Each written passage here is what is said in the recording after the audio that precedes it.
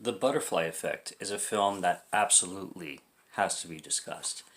Released in 2004 and written and directed by Eric Bress and J. Mackye Gruber. And I watched this as a kid and I absolutely loved it. It was one of my favorite films. Well, not as as a teenager, I mean. One of my favorite films because of the concept and because of how many ideas this film plays with. And it really does. It's a well written, well, I'll get to that. It's a well written idea, I should say. It's well casted, very well casted, and it plays with ideas that are really play with your mind, basically. And the concept of it is genius. And I actually have quite a lot of notes to play on it because here's the thing. Watching it as an adult, and I did give it about 2-3 watches since I watched it as a teenager. It's very... It feels like a B movie that's trying to be really smart and witty and intelligent. Like, it feels like a B movie that's trying to be Inception kind of thing, where Inception worked like a charm because of the budget and because of the director behind it. This film feels like it's trying to do the same thing, but it just can't go there because the script is good. It's not great. The acting is okay. It's not fantastic. The ideas that they're going for, they go for a little bit, but not all the way. And that's mostly where I had a problem with the film, and that's mostly where I'm going to start off with my critiques of it. But starting off, you get the main... And by the way, I watched the director's cut. I did not watch the theatrical cut. I will watch the theatrical cut, but what I'm reviewing right now is going to be the director's cut. So just know that the director's cut is 5 minutes longer, and that's what I'm reviewing. But it starts off with your main character played by Ashton Kutcher. His name is Evan, and he's writing a note. He's basically, it looks like he's in a mental hospital, and he's just basically leaving a note, and he's writing it really quick while everybody's after him, and then it goes right into the film. And the film is so fast-paced, and that's another problem I have with it. It's a 2-hour-long film, but it's so quick, and things happen so rapidly. There's a scene, you know, for example, where he's visiting his dad as a child in a mental hospital, and he's talking to his dad, and then his dad is introduced for the first time, and like 30 seconds later, his dad is dead. Like, why that quick? Like, you introduce a character and then you kill him in less than a minute? Come on. I get the concept of the movie, but man, you can't just introduce a character and just be like, oh, he's dead. Okay, let's move on. Okay, let's move on to somebody else. Like, it's so crazy with the pacing of it. And the acting is strange. The acting is very strange in this film.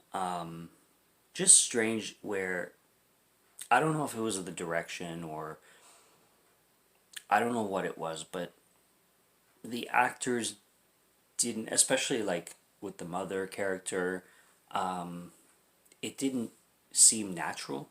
It seemed like everybody was overacting. The children especially, because it flashes back to the children side of things, which is, again, a very great concept. It reminds me of, like, It. It reminds me of Stand By Me, even though I have not seen Stand By Me. I know the concept of Stand By Me, and I've heard of kind of what kind of film it is. It reminds me of that. It's a very dark take on childhood friendship and teen friendship. It's a great concept, like I said, but the acting is just... it's strange, and I don't know if it's the actors or the directing, but it's one or the other. Who knows? And you figure out that this guy named Evan, while he's a kid, he has moments where he blacks out. He loses like spaces in time. He'll Something will occur and then he'll end up, half an hour or 5 hours later, and he has no recollection. The screen went off. Don't worry about that. He has no recollection of what happened.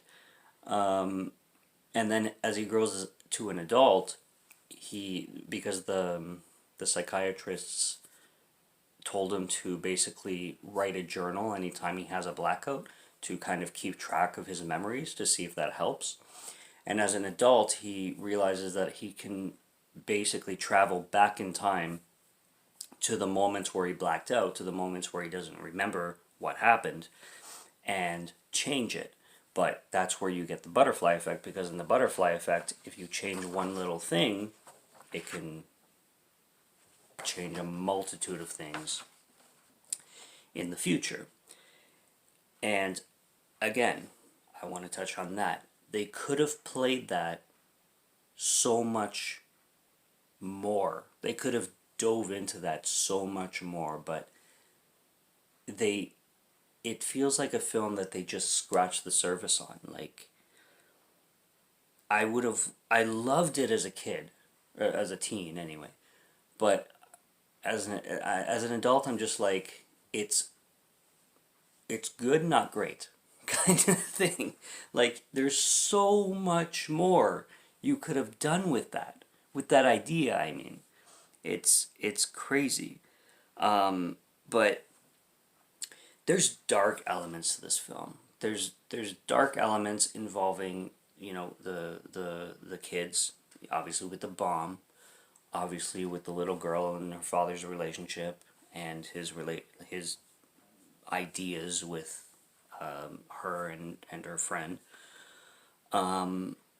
There's dark elements when he goes to jail. I mean, the whole jail segment is dark as hell. It is a dark watch in a lot of parts of the movie, let's just say that. And also, I have to touch on the main character where, again, I don't want to pick on this film because this film actually has a lot of great things about it, but I feel like it could have done so much more, and that's my problem with it. The main character, when he goes back in time, he changes things, and he realizes that he can change things, but he's still so... I'm talking about Evan, played by Ashton Kutcher. He's still so clueless about the changing of things. He's like, really? What? Like, he goes back in time, and in the one scene where he decides to go save during the bomb scene where they put a bomb in the mailbox, and he goes and he saves the woman and the child, and he gets blown away, and then he wakes up, he's like, what? I have no arms? Yeah, you changed your future by doing that. Duh, like, what do you... And then he's so, like, taken aback on how many other things change in his future. And it's like, obviously, dude, like, you're playing with the butterfly effect. But, see, that's where I feel like the butterfly effect could have gone further, because there's segments in his future where everything, is always different, but they could have just changed it even more and made it more complex, which is, I think, what I'm looking for. He's in love with this girl named Kaylee, and obviously she's gorgeous, and she's played as an adult by Amy Adams. And things always change with her. He'll go back in time, and in the future she'll be with him. He'll go back in time, and in the future she's whatever, she's not with him. In one segment, which is really sad, she's like a drug addict, basically. And it's a fantastic concept, but the way I would describe it, basically, is like a B movie trying to be something epic kind of thing. The way I would describe it is basically just a B movie trying to be something epic, basically. And I I dig it for what it is, but it's not. It's it just those flaws they get to me. Like when you see something so amazing, but then you start to you pick up the flaws in it, and you want it to be like, please don't do that, but it goes that way, and that's kind of how it is. Um, but yeah, and then Evan ends up in situations by going back in time where he absolutely fucks himself up, and he ends up in lives where he didn't even write the journals in the first place, and his journals are the thing that can bring him back in time. So if he didn't even write him in the first place, he's stuck, and that's just a terrifying thought. That's an absolutely devastating thought, and I'm glad they went there. That's a very good way to go, with the direction and everything. But let's see what I got. The stigmata scene is great when he plays a trick on, well, not a trick, but he does what he is able to do with an inmate when he's in jail, and he has the stigmata on his hands, and the guy's like, "Oh my God, you are absolutely telling the truth when I thought you were a crazy man." Love that. I love the junkyard scene when they're children, and the bomb scene when they're children, and how he can change the fate of everybody. But again, they could have dove way more into it, into that idea. Another thing I didn't understand is when he would go back in time and then come back to the future. Why was he kind of what gave him the motivation to go visit his friends, like Lenny, for example, who in one life was in the mental hospital, or Tommy, who again changes like crazy, depending on what circumstances happened.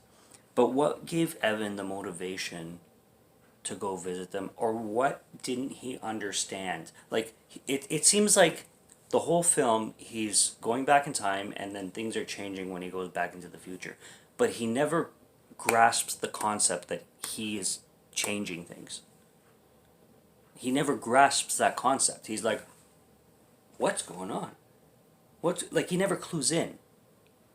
It's a simple thing to clue in. Obviously, if you change something in the past, it's going to have drastic effects in the future. But he never clues into the butterfly effect, and that's like constant with the film until the end, of course. And this is a spoiler review, so again, with the end, he just figures that